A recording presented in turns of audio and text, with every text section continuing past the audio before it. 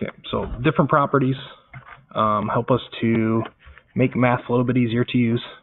So that's what we'll be looking at here. All right. So the first property we'll talk about is the commutative property.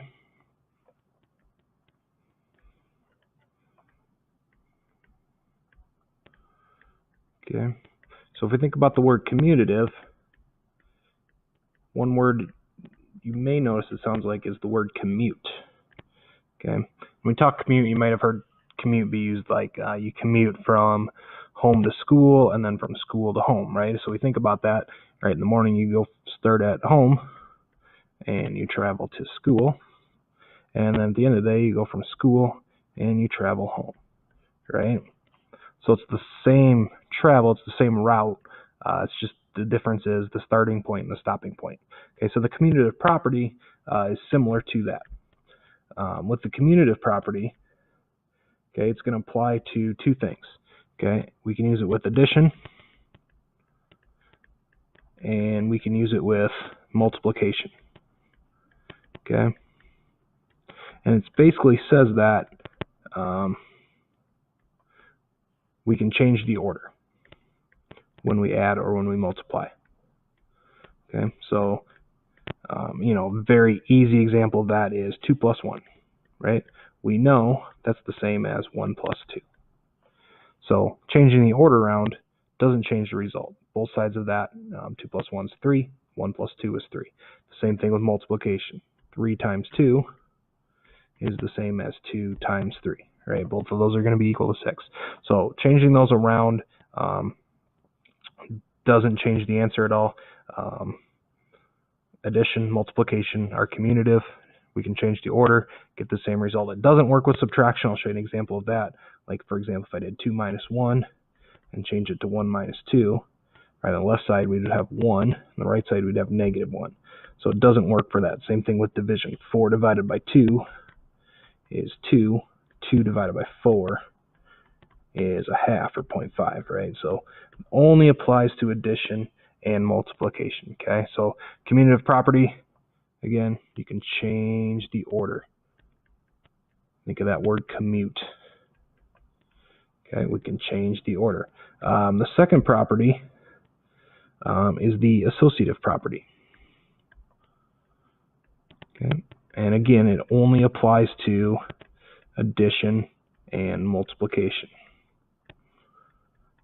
Okay, and if we think about the word associative, okay, you might notice it kind of sounds like associate or association. Okay, if we think about what that word means, okay, association is like a group of people, right? The National Basketball Association, a group of people that play part of that group, play basketball. Okay, so an association, or if I asked you who do you associate with, it's like who you hang out with. So associations deal with groupings. Okay, the associative property deals with groupings. Okay, and again, it basically says that if you have some number in groups and then you change the groupings around, the results are still going to be the same when you add or when you multiply. 1 plus 2 plus 3 is the same as 1 plus 2 plus 3, right? If we were to simplify both sides, that'd be 3 plus 3 equals 1 plus 5. Both of those are equal to 6. Okay, so it works with addition. Right? It also works with multiplication. Okay, if I throw a multiplication property in there, or a problem in there, get this erased here. So let's say I had, for example, 12 times 4 times 25 equals 12 times 4 times 25. Okay, with different groupings, right? Now, 12 times 4 is 48. 48 and 25 might be a little bit difficult to multiply in your head, but if I change the groupings around, 4 times 25 is 100. Okay, and we know 100 is an easy thing to multiply with, right? It becomes a mental math problem, right? So it's a lot easier to group together the 4 and the 25 and then multiply it before multiplying by 12 in this case, than to do the 12 times the 4, then times the 25. So that's really the essence of where these two properties are going to come in handy. we can take numbers, we can rearrange them. 12 plus 13 plus 8, for example. While that isn't super difficult, looking at that, we know that we can think of this as 12 plus 8 plus 13. Okay. So again, that's an example of the commutative property. Because if we look at what we did, right, we took the first one and the third one and we moved it. So we moved that third one to the second spot. Okay, we've regrouped. There's no groupings going on. We reordered, I apologize. There's no groupings going on. We've just changed the order of the numbers. And then if we work left to right, okay, again, we make it a little bit easier to do mental math. Okay, so there's an example where you might use the commutative property. Okay, associative property. Again, I kind of showed you an example before, but just another example here.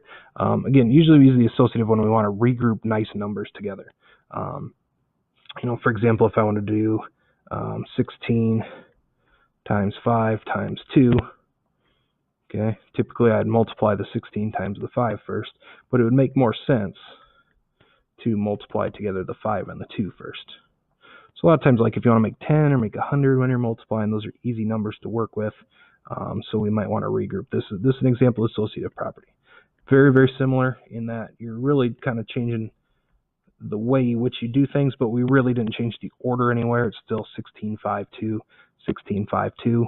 So it's not commutative because we didn't change the order. It's associative because we changed the grouping, or we changed which multiplication we're going to do first, right? So that would be 16 times 10 is 160. Okay.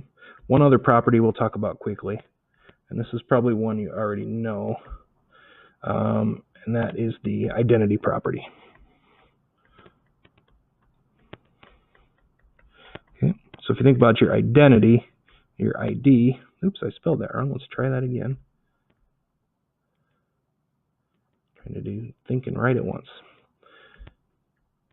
Right? If I asked you for your ID, right, your ID shows you who you are. Okay. So the identity property, kind of think about what do we do to a number to keep its identity, to keep it the same. Well, if I'm adding, right, anything plus 0 is going to keep that number the same. So the identity property with addition is just any number plus 0 is that number. If I'm multiplying, well, what do I do with 6 to keep it 6? Well, I multiply it by 1. So that's the identity property of multiplication. Okay. The identity property is just what are we doing to a number to keep it the same. If you add, you're adding 0. If you multiply, you're multiplying by 1.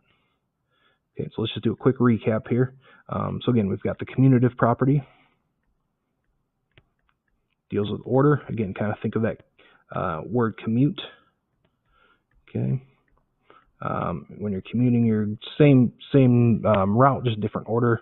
Right, so when we add A plus B is the same as B plus A. Okay, or if we're multiplying, A times B is the same as B times A. Again, only addition and multiplication. Okay, associative. Think of the word association or associate. Okay, it deals with groupings. Okay, so when we add A plus B plus C, that's the same as A plus B plus C. Or think multiplication, A times B times C is the same as A times B times C. Okay, so we can change the groups around. Okay, and then your identity property. Okay, what do we do to a number to keep it the same? Okay, well, if we're adding, we add 0. If we're multiplying, multiply by 1. Okay, so those are your 3 properties. Again, we can use them, as we saw in some previous examples, to help us take some math problems and make them just a little bit easier to work with.